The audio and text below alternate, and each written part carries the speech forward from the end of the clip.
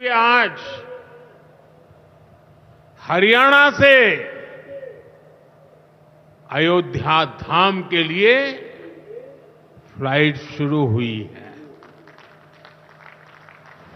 संकल्प के साथ आसमान छूने के लिए, आसमान की ऊंचाइयों को छूने के लिए आगे बढ़ चुकी है।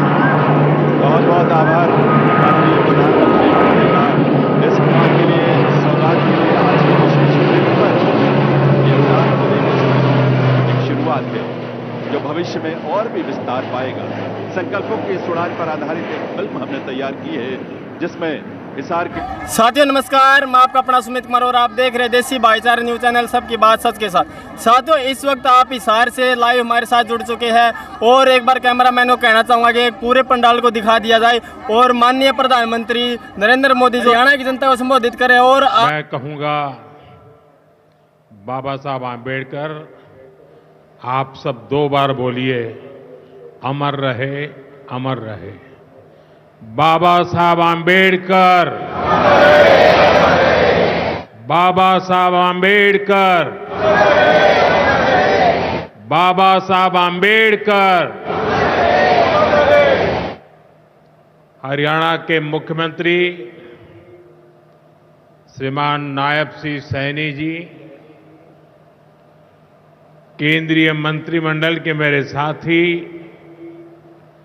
श्रीमान मुरलीधर मोहोल जी, हरियाणा सरकार के सभी मंत्रीगण, सांसद और विधायकगण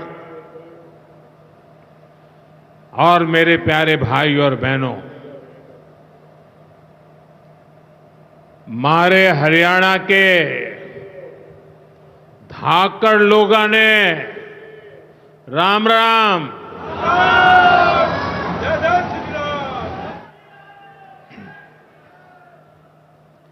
ठाडे जवान, ठाडे खिलाड़ी और ठाडा भाईचारा, यो से हरियाणा की पहचान।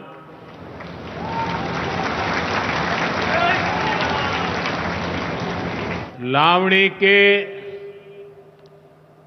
इस अति व्यस्त समय में आप इतनी विशाल संख्या में हमें आशीर्वाद देने पहुंचे हैं। मैं आप सभी जनता जनार्दन का अभिनंदन करता हूं। गुरु जंबेश्वर, महाराजा अग्रसेन और अग्रोहा धाम को भी श्रद्धापूर्वक नमन करता हूं। साथियों, हरियाणा से, हिसार से मेरी कितनी ही यादें जुड़ी हुई है। जब भारतीय जनता पार्टी ने मुझे हरियाणा की जिम्मेदारी दी थी तो यहां अनेक साथियों के साथ मैंने लंबे समय तक मिलकर काम किया था। इन सभी साथियों के परिश्रम ने भारतीय जनता पार्टी की हरियाणा में नींव को मजबूत किया है। और आज मुझे ये देखकर गर्व होता है कि भाजपा विकसित हरियाणा, विकसित भारत के लक्ष्य को लेकर पूरी गंभीरता से काम कर रहा है। साथियों, आज का दिन हम सभी के लिए, पूरे देश के लिए और खास करके दलित, पीड़ित, वंचित, शोषित, उन सब के लिए बहुत महत्वपूर्ण दिवस है। उनके जीवन में तो दूसरी दिवाली होती है। आज संविधान निर्माता बाबा साहब आम्बेडकर की जयंती है। उनका जीवन, उनका संघर्ष, उनका जीवन संदेश हमारी सरकार की 11 साल की यात्रा का प्रेरणा स्तंभ बना है। हर दिन, हर फैसला, हर नीति बाबा साहब आम्बेडकर को समर्पित है। वंचित, पीड़ित, शोषित, गरीब, आदिवासी, महिलाएं, इनके जीवन में बदलाव लाना, इनके सपनों को पूरा करना, ये हमारा मकसद है। इसके लिए निरंतर विकास, तेज विकास, और यही भाजपा सरकार का मंत्र है। साथियों, इसी मंत्र पर चलते हुए आज हरियाणा से अयोध्या धाम के लिए फ्लाइट शुरू हुई है। यानी अब श्री कृष्ण जी की पावन भूमि हरियाणा प्रभु राम की नगरी से सीधे जुड़ गई है।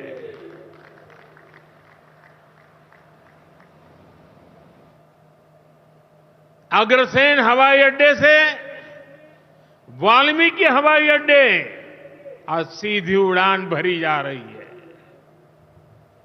बहुत जल्द यहां से दूसरे शहरों के लिए भी उड़ानें शुरू होगी। आज हिसार एयरपोर्ट की नई टर्मिनल बिल्डिंग का शिलान्यास भी हुआ है। ये शुरुआत हरियाणा की आकांक्षाओं को एक नई ऊंचाई पर पहुंचाने की उड़ान है। मैं हरियाणा के लोगों को इस नई शुरुआत के लिए ढेर सारी बधाई देता हूं।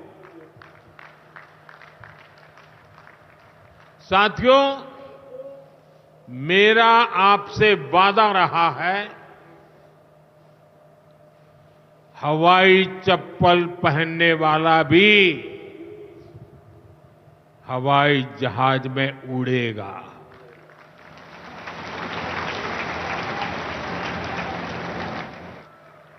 और ये वायदा हम देश में चारों तरफ पूरा होता देख रहे हैं। बीते 10 सालों में करोड़ों भारतीयों ने जीवन में पहली बार हवाई सफर की है। हमने वहां भी नए एयरपोर्ट बनाए जहां कभी अच्छे रेलवे स्टेशन तक नहीं थे। 2014 से पहले देश में 74 एयरपोर्ट थे। सोचिए, 70 साल में 74। आज देश में एयरपोर्ट की संख्या 150 के पार हो गई है।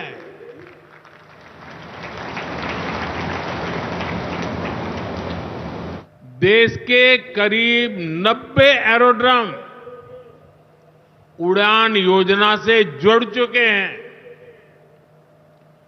600 से अधिक रूट पर उड़ान योजना के तहत हवाई सेवा चल रही है। इनमें बहुत कम पैसों में लोग हवाई यात्रा कर रहे हैं और इसलिए आज हर साल हवाई यात्रा करने वालों का नया रिकॉर्ड बन रहा है। हमारी एयरलाइन कंपनियों ने भी रिकॉर्ड संख्या में 2000 नए जहाजों का, हवाई जहाजों का ऑर्डर दिया है और जितने नए जहाज आएंगे उतनी ही ज्यादा नौकरियां पायलट के रूप में हो, एयर होस्टेस के रूप में हो, सैकड़ों नई सेवाएं भी होती है। एक जगह हवाई जहाज चलता है तब ग्राउंड स्टाफ होता है, न जाने कितने काम होते हैं। ऐसी अनेक सेवाओं के लिए नौजवानों को रोजगार के अवसर मिलेंगे। इतना ही नहीं, हवाई जहाज के मेंटेनेंस से जुड़ा एक बड़ा सेक्टर भी अनगिनत रोजगार बनाएगा। हिसार का ये एयरपोर्ट भी हरियाणा के नौजवानों के सपनों को नई ऊंचाई देगा। साथियों, हमारी सरकार एक तरफ कनेक्टिविटी पर बल दे रही है, दूसरी तरफ गरीब कल्याण और सामाजिक न्याय भी सुनिश्चित कर रही है। और यही तो बाबा साहब आंबेडकर का सपना था। हमारे संविधान निर्माताओं की यही आकांक्षा थी। देश के लिए मरने मिटने वालों का भी यही सपना था। लेकिन हमें ये कभी भूलना नहीं है कि कांग्रेस ने बाबा साहब आंबेडकर के साथ क्या किया। जब तक बाबा साहब जीवित थे, कांग्रेस ने उन्हें अपमानित किया। दो बार उन्हें चुनाव हरवाया। कांग्रेस की पूरी सरकार उनको उखाड़ फेंकने में लगी थी। उनको सिस्टम से बाहर रखने की साजिश की गई। जब बाबा साहब हमारे बीच नहीं रहे तो कांग्रेस ने उनकी याद तक मिटाने की कोशिश की। कांग्रेस ने बाबा साहब के विचारों को भी हमेशा के लिए खत्म कर देना चाहा।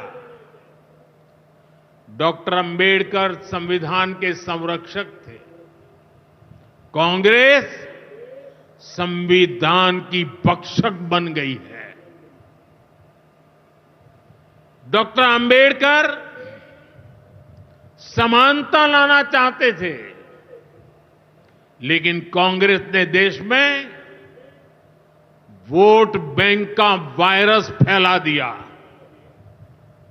साथियों, बाबा साहब चाहते थे कि हर गरीब, हर वंचित गरिमा से जी सके, सर ऊंचा करके जिए, वो भी सपने देखें, अपने सपने पूरे कर सके। लेकिन कांग्रेस ने एससी, एसटी, ओबीसी को सेकंड क्लास सिटीजन बना दिया। कांग्रेस के लंबे शासनकाल में कांग्रेस के नेताओं के घर में स्विमिंग पूल तक पानी पहुंच गया। लेकिन गांव में नल से जल नहीं पहुंचा। आजादी के 70 साल बाद भी गांवों में सिर्फ 16% घरों में नल से जल आता था। सोचिए, 100 घर में से 16 घर में। इससे सबसे ज्यादा प्रभावित कौन थे? इससे एससी, एसटी, ओबीसी सबसे ज्यादा प्रभावित थे। अरे उनकी इतनी ही चिंता थी, आज जो गली गली में जाके भाषण झाड़ रहे हैं, अरे कम से कम मेरे एससी, एसटी, ओबीसी भाइयों के घर तक अरे पानी तो पहुंचा देते। हमारी सरकार ने 6-7 साल में 12 करोड़ से ज्यादा ग्रामीण घरों में नल कनेक्शन दिए हैं। आज गांव के 80% घरों में, यानी पहले 100 में से 16, आज 100 में से 80 घरों में नल से जल आता है। और बाबा साहब का आशीर्वाद है, हम हर घर तक नल से जल पहुंचाएंगे। शौचालय के अभाव में भी सबसे बुरी स्थिति एससी, एसटी, ओबीसी समाज की ही थी। हमारी सरकार ने 11 करोड़ से ज्यादा शौचालय बनवाकर वंचितों को गरिमा का जीवन दिया है। साथियों, कांग्रेस के जमाने में एससी, एसटी, ओबीसी के लिए बैंक का दरवाजा तक नहीं खुलता था। बीमा, लोन, मदद, ये सारी बातें सब सपना था।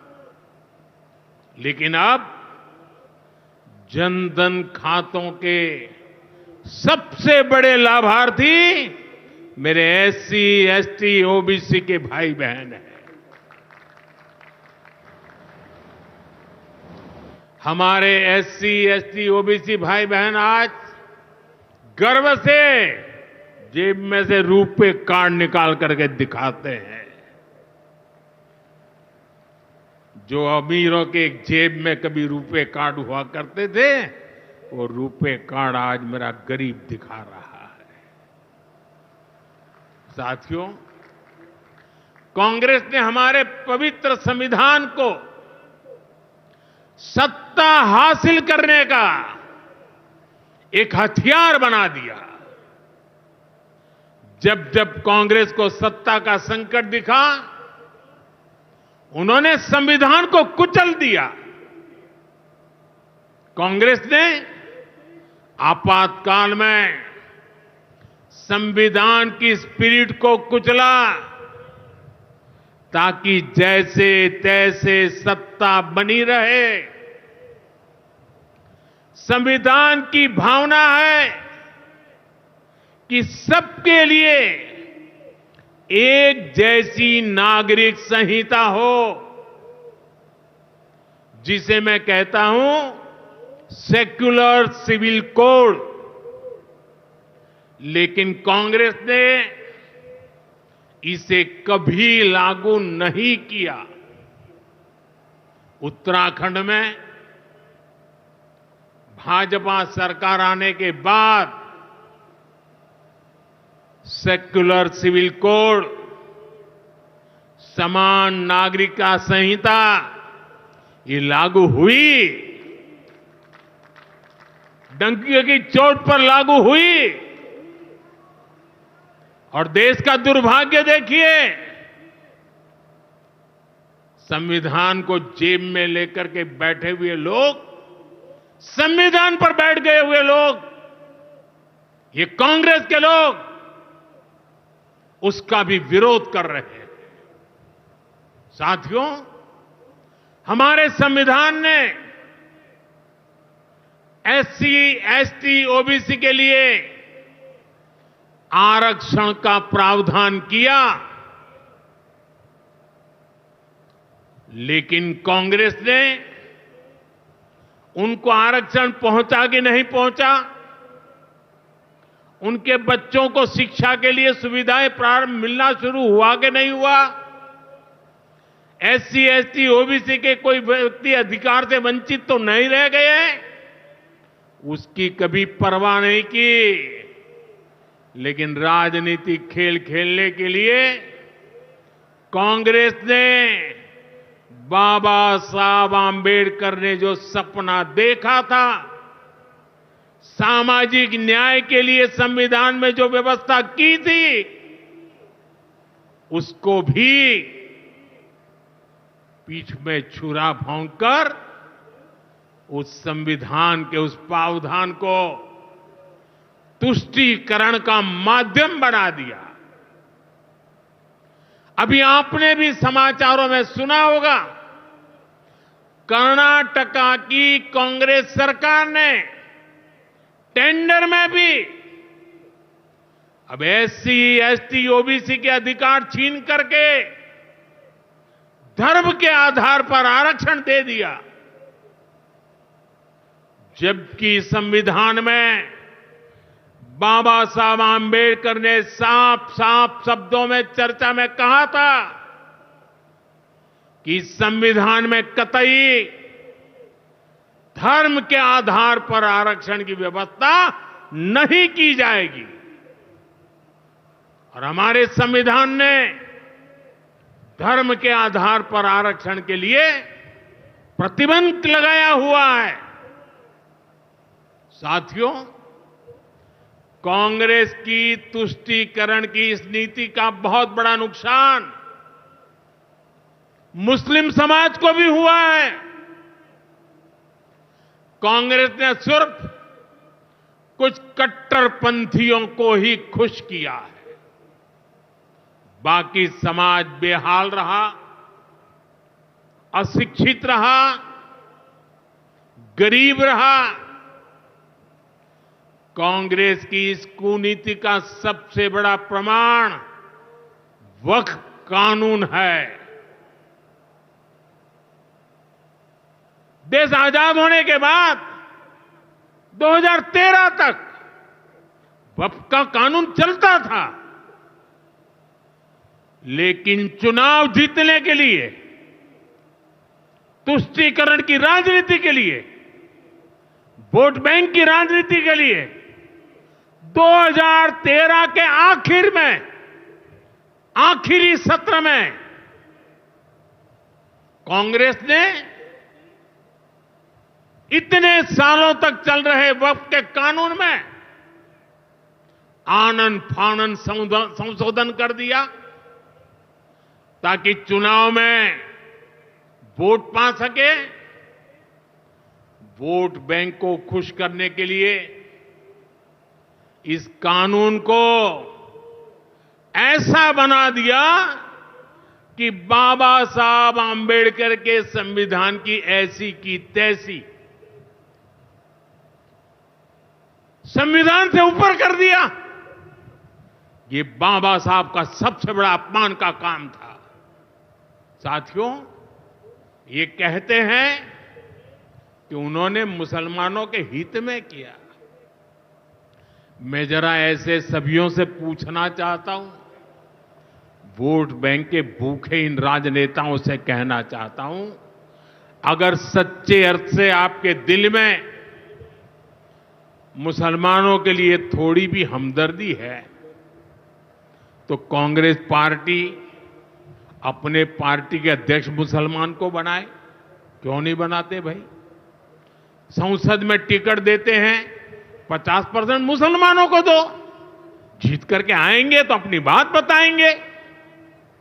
लेकिन ये नहीं करना है। कांग्रेस में तो कुछ नहीं देना है। देश के नागरिकों के अधिकारों को छीनना और देना, इनकी नीयत किसी का भी भला करने की कभी नहीं रही, मुसलमानों का भला करने की भी नहीं रही। यही कांग्रेस की अच्छी सच्चाई है। साथियों, वक्फ के नाम पर लाखों हेक्टेयर जमीन पूरे देश में है। इस जमीन, इस प्रॉपर्टी से गरीब का, बेसहारा महिलाओं बच्चों का भला होना चाहिए था। और आज ईमानदारी से उसका उपयोग हुआ होता तो मेरे मुसलमान नौजवानों को साइकिल के पंक्चर बना करके जिंदगी नहीं गुजारनी पड़ती। लेकिन इससे मुट्ठी भर भू माफिया का कोई भला हुआ। पसमानदा मुस्लिम इस समाज को कोई फायदा नहीं हुआ। और ये भूमाफिया किसकी जमीन लूट रहे थे? ये दलित की जमीन लूट रहे थे, पिछड़ों की जमीन लूट रहे थे, आदिवासी की जमीन लूट रहे थे, विधवा महिलाओं की संपत्ति लूट रहे थे। सैकड़ों विधवा मुस्लिम महिलाओं ने भारत सरकार को चिट्ठी लिखी, तब जाके कानून की चर्चा आई है। वक्फ कानून में बदलाव के बाद अब ये गरीबों से जो लूटा जा रहा है वो बंद होने वाला है।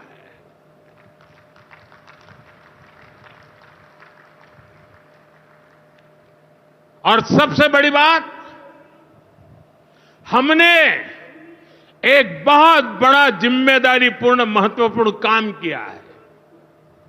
हमने इस वक्फ कानून में एक और प्रावधान किया है।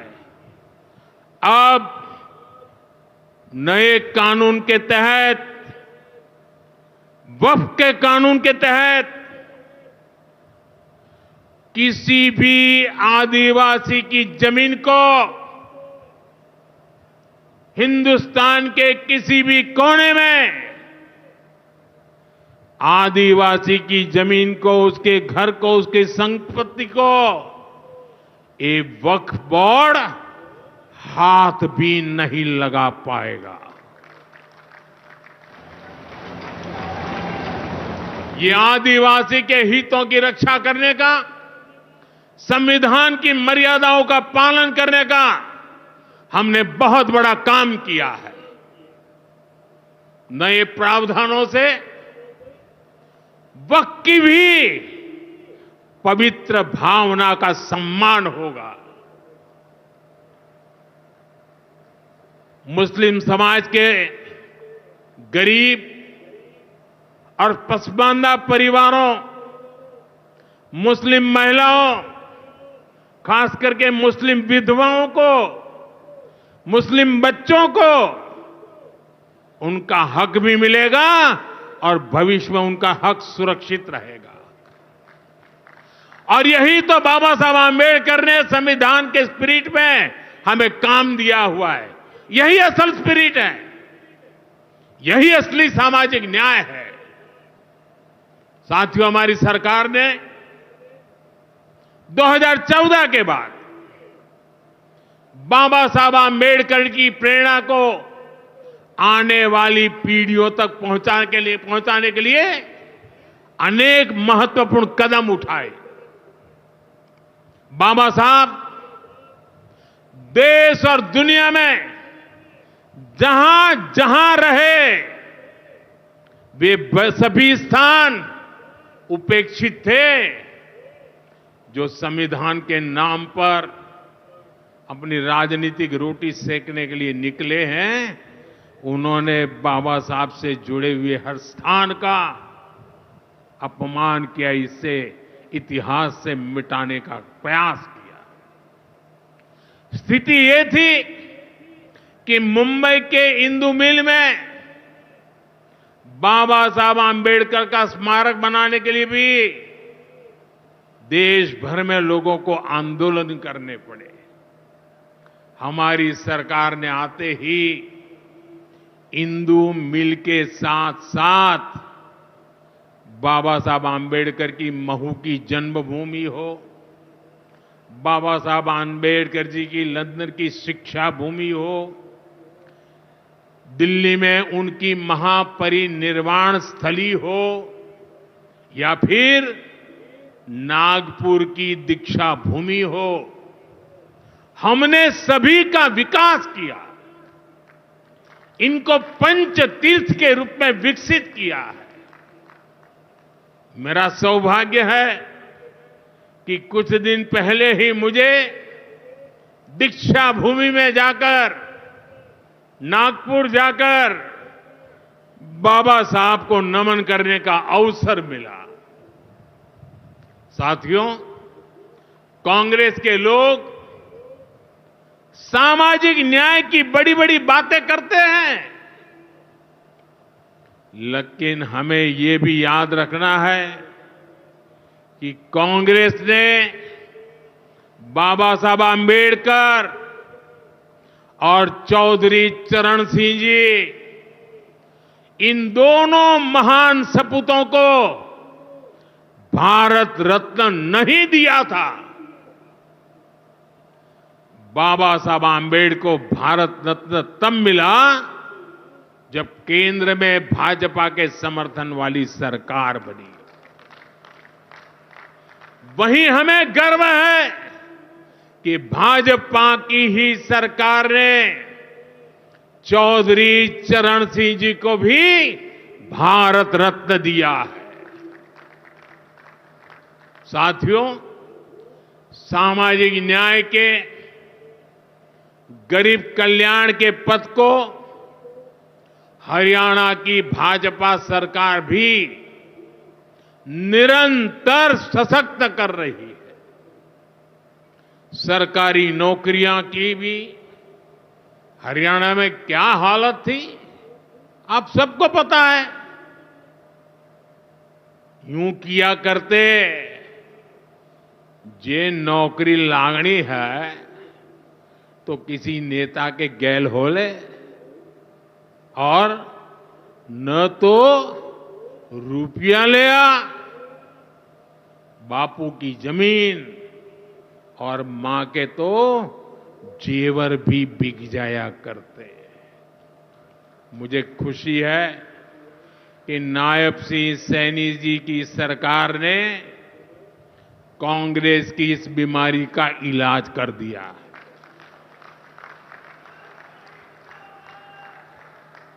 बिना खर्ची, बिना पर्ची के नौकरियां देने का जो ट्रैक रिकॉर्ड हरियाणा का है, वो अद्भुत है। और मुझे गर्व है कि मुझे ऐसे साथी मिले हैं, ऐसी साथी सरकार मिली है। यहां के 25,000 नौजवानों को सरकारी नौकरी ना मिले, इसके लिए कांग्रेस ने एड़ी चोटी का जोर लगा दिया था।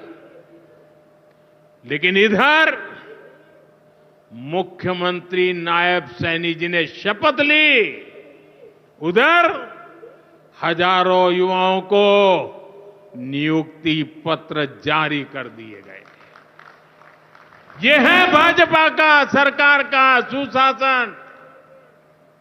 और अच्छा ये है कि नायब सिंह सैनी जी की सरकार आने वाले वर्षों में हजारों नई नौकरियों का रोड मैप बना करके चल रही है। साथियों, हरियाणा वो प्रदेश है जहां बहुत बड़ी संख्या में युवा सेना में जाकर देश की सेवा करते हैं। कांग्रेस ने तो वन रैंक वन पेंशन को लेकर भी दशकों तक धोखा ही दिया। ये हमारी सरकार है जिसने वन रैंक वन पेंशन योजना लागू की। अब तक हरियाणा के पूर्व फौजियों को भी OROP के वन रैंक वन पेंशन के 13,500 करोड़ रुपए 13,500 करोड़ रुपए दिए जा चुके हैं। आपको याद होगा, इसी योजना पर झूठ बोलते हुए कांग्रेस सरकार ने पूरे देश के फौजियों के लिए सिर्फ 500 करोड़ रुपए का प्रावधान किया था।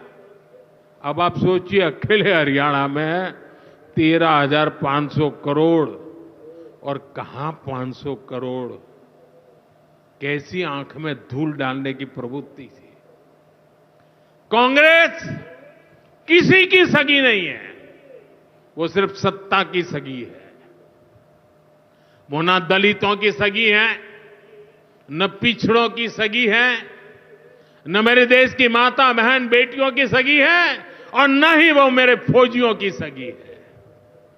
साथियों, मुझे पूरा विश्वास है कि हरियाणा विकसित भारत के संकल्प को मजबूती देगा। खेल हो या फिर खेत, हरियाणा की मिट्टी की खुशबू दुनिया भर में महक बिखेरती रहेगी।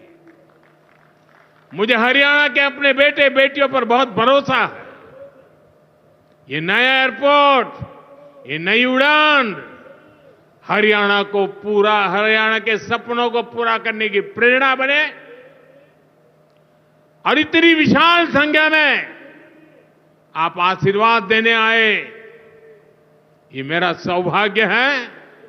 मैं आपको सर झुका करके नमन करता हूं और अनेक सफलताओं के लिए अनेक अनेक शुभकामनाएं देता हूं, बहुत बहुत बधाई देता हूं। मेरे साथ बोलिए, भारत माता की, भारत माता की, भारत माता की। बहुत बहुत धन्यवाद।